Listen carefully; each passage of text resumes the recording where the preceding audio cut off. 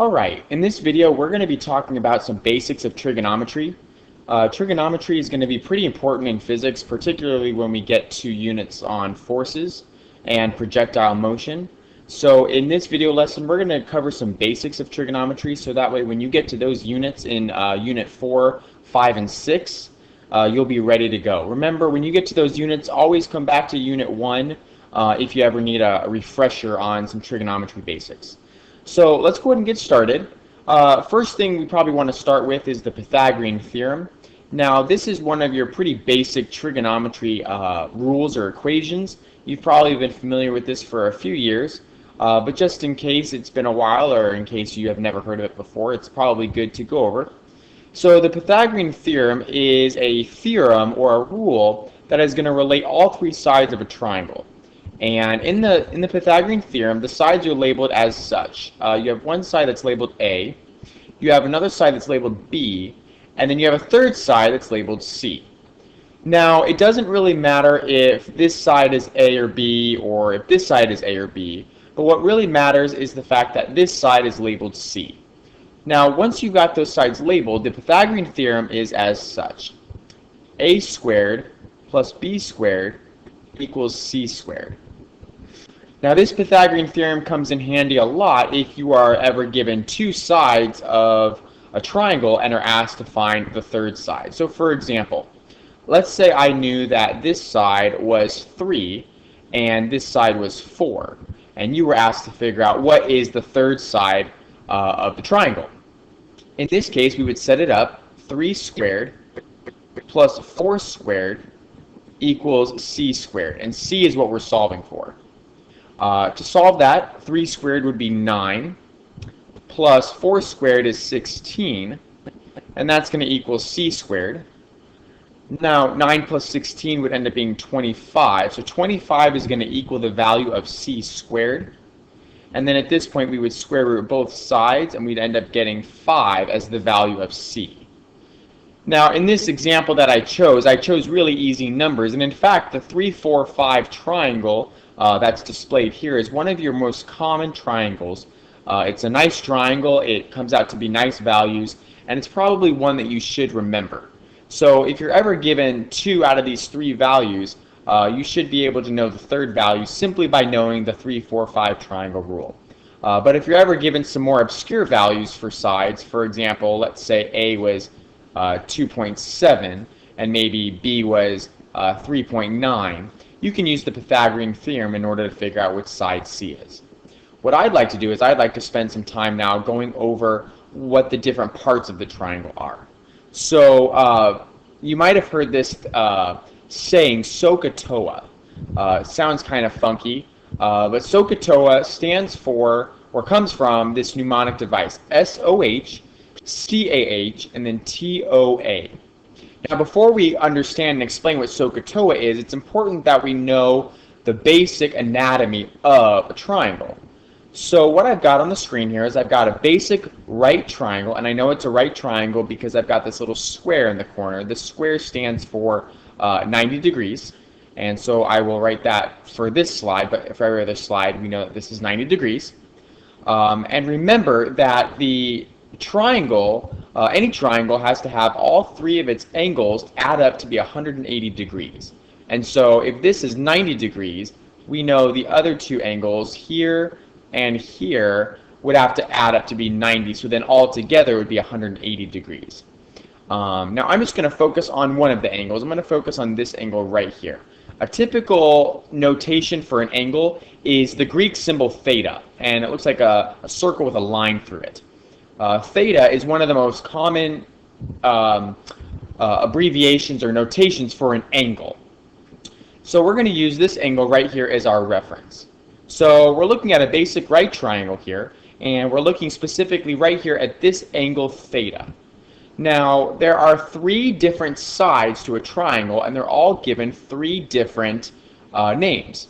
First of all, let's focus on the side right here that is the longest of the triangle. This side is called, if you were not aware, it's called the hypotenuse. And I'm not quite sure if that's spelled correctly. I think so, but That's why I'm a physics teacher, not a spelling teacher. The hypotenuse is defined as being the longest side of a triangle. It's also the side, you'll notice, that's directly opposite the 90-degree angle. So if this is the 90 degrees right here, the opposite of that would be the hypotenuse. Now this is never changing. The hypotenuse is always the longest side of the triangle. What is changing is the other two sides. The remaining two sides, you have to reference to your angle. So like I said, we're going to be looking at this angle right here. And so maybe what I'll do is, just for ease, I'm going to erase this part right here so we can really focus on the fact that we're just looking at this angle down here. The second side that I want you to be familiar with is the side known as the opposite. And the opposite is just that. It's the side opposite the angle you're looking at. So if the angle we're looking at is right here, or theta, then the side opposite of that would be right over here. And so I'm going to label that opposite. The third and final side is then known as the adjacent. And the adjacent side is going to be the side that actually is connected to the angle, but that's not the hypotenuse. So for example, if we're looking at this angle right here, theta, we already know that this side that's attached to the angle is the hypotenuse because it's the longest side. So therefore, the other side that's attached to it must be called the adjacent. Now remember, I said it is all dependent on what angle you're looking at. Let's suppose we weren't looking at this angle down here, but we were looking at maybe this angle up here. And instead of calling this angle theta, I'm going to call this angle alpha. Alpha is another notation that you might see for an angle. Kind of looks like a fish or sometimes a letter A. But we're now going to refer to this as the alpha angle. And so what if I was looking at the alpha angle? Well then, if this was the angle in question, then this side would be known as the opposite. And this side over here that's connected to the angle but not the hypotenuse would be the adjacent. So you see, it all depends on which angle you are in reference to. Notice, however, that the hypotenuse still remains the hypotenuse. Now knowing this is going to now help us with our trigonometry mnemonic device, Sohcahtoa. And what that means is, Sohcahtoa, is that there are three trig functions that you need to be aware of. And that's what the first letter corresponds to. So the S corresponds to sine, the C corresponds to cosine, and then the T corresponds to tangent. And you'll notice that I am just writing the abbreviations that you'd find on the calculator. This is obviously not the full spellings. Now, we are going to reference an angle, and I'm going to draw my angle right here, theta right there. So I am wanting to find the sine of theta, cosine of theta, and then tangent of theta. And of course, theta is going to be some number. If you're in degrees, it's going to be some number 0 to 90. And if we're in radians, it's going to be something between 0 and pi, or pi over 2, to be more specific. In this level of physics, we are going to be dealing only in degrees. But if you go on to further levels of physics, radians will come into play. So we're going to only focus on degrees for this PowerPoint now. Okay, so we have sine, cosine, and tangent, and we're doing it of some angle theta, which is right here. Now, the rest of the letters correspond to the sides of the triangle we're going to be looking at. So O and H, we'll look at those first. So sine is going to be opposite over hypotenuse. So I'll go ahead and write that here. Opposite over hypotenuse. For cosine, and let me do it in a different color here, cosine is going to be adjacent over hypotenuse. And finally, tangent, which is the last one, tangent is going to be opposite over adjacent.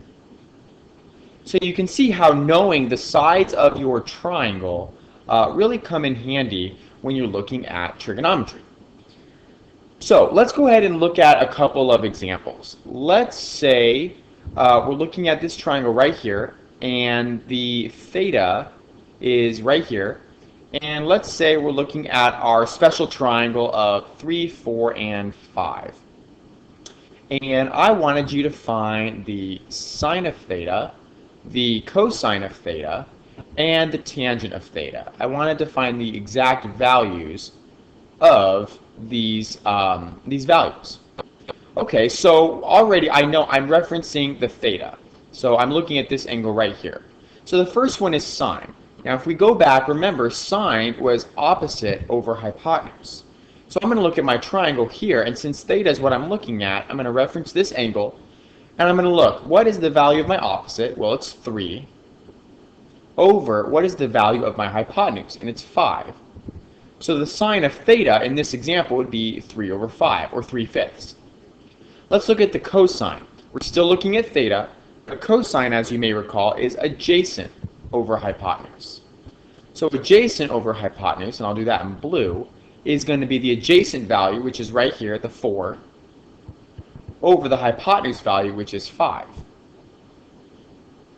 Finally, tangent was opposite over adjacent, and so in this example, the opposite value is 3, and the adjacent value is 4. So that's one example of some trig functions you might come into contact with. Let's look at another situation. Let's say we're looking at this triangle down here, and we're looking at theta, but specifically, I'm going to actually give theta a value. So rather than putting theta, I'm going to say that we are looking at a 30-degree angle. And let's see, I'm telling you that this side right here is 10. And remember, this side is the hypotenuse because it's the longest side of the triangle. And it's assumed to be a right triangle here as well as up there. So we should draw those squares in. But the value of the hypotenuse is 10, and I know the angle. So in this example, it's a little bit different because I'm only given the angle and the value of one side. Now what we're asked to find is what is the value of y and what is the value of x. This is going to be a very common practice in physics. Okay, so let's first find the value of x. Alright, so I think, what do I know? Well, I know my angle, or my theta, and I know the hypotenuse. So right away, if I'm looking back at my Sohcahtoa, my options for solving this are either going to be sine or cosine. And that's because I know the value of my hypotenuse. Tangent wouldn't be valuable here because I don't know opposite or adjacent. So I know hypotenuse, and so sine and cosine are going to be my options. Now, since I'm solving for the x value, which is right here, I'd ask myself, what is the x value, or x side, in relation to the 30-degree angle? Now, since the x side is actually touching the angle, but it's not the hypotenuse, that tells me it must be adjacent. So when I go back to Sohcahtoa, not only do I know hypotenuse, but I'm looking or solving for the adjacent side. And so that tells me I'm going to be using cosine. So to solve for x, and I'm going to write this out to the side, to solve for x, I'm going to take the cosine of 30 degrees, and I know that that's equal to adjacent, which is my x, over hypotenuse, which is 10. Now at this point, we need to actually calculate what cosine of 30 degrees is. This is where a calculator would come into play. Now make sure that your calculator is in degrees and not radians, because that's a big mistake a lot of students make. So if you're using a calculator for perhaps pre-calculus or calculus, be sure you're not in radians. So if I take the cosine of 30 degrees, I'm going to get 0.866 approximately for the value of cosine of 30. And that's going to be equal to x over 10. And then to solve for my x, I would just multiply both sides by 10, left side and the right side. By multiplying the right side by 10, that would cancel out my 10s there. And so I would end up getting x has a value of 0.866 times 10, or 8.66. And just to double check to make sure that I did that right, I would just want to make sure my adjacent side, or x side, is not larger than my hypotenuse. And it's not, so I know that I did that correctly, or at least I have a pretty good chance of doing that correctly. So the value of the x side is 8.66. Now what we're going to do, and I'm going to erase this information right here. Now what we're going to do is we're going to do the exact same process, but we're going to solve now for the y side. I'm going to move that up. Whoop.